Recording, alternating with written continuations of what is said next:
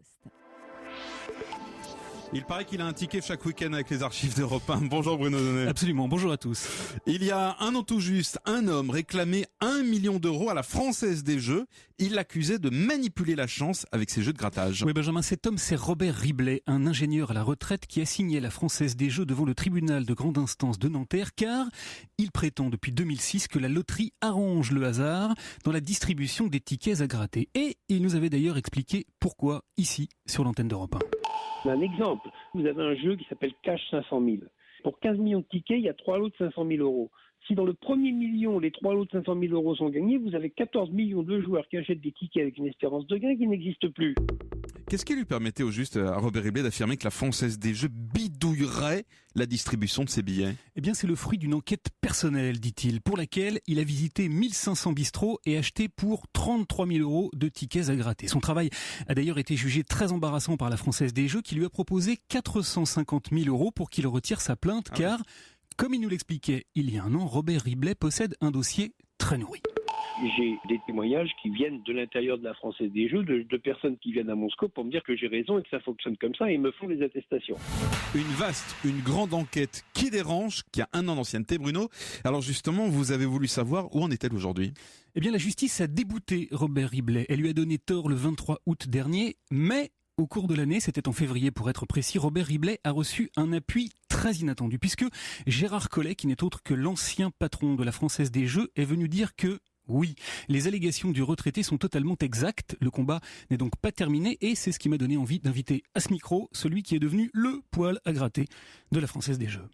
Bonjour Robert Riblet. Bonjour. Un an après, est-ce que vous persistez dans l'idée d'affirmer que la Française des Jeux manipule les jeux de grattage? Alors, je persiste parce que ce n'est pas moi qui le dis, aujourd'hui c'est elle. Qu'est-ce qui vous permet de dire une chose pareille?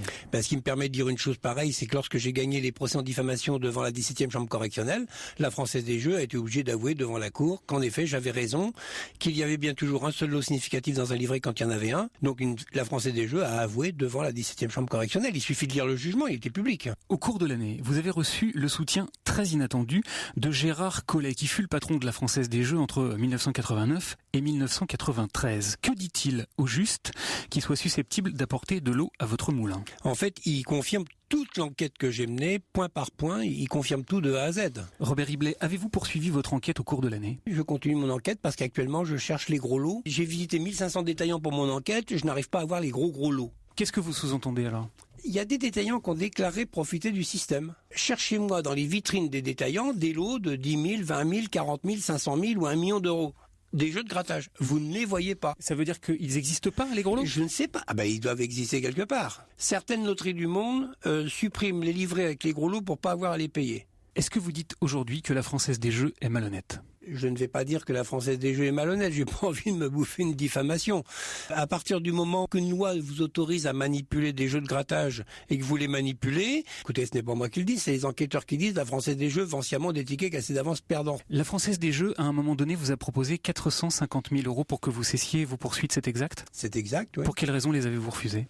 Je ne peux pas dénoncer quelque chose et aller prendre de l'argent sale. Parce que j'appelle ça de l'argent sale. Quand on veut me faire retirer une plainte, c'est de l'argent sale. J'ai préféré laisser à la justice le soin de faire son travail. Elle met du temps.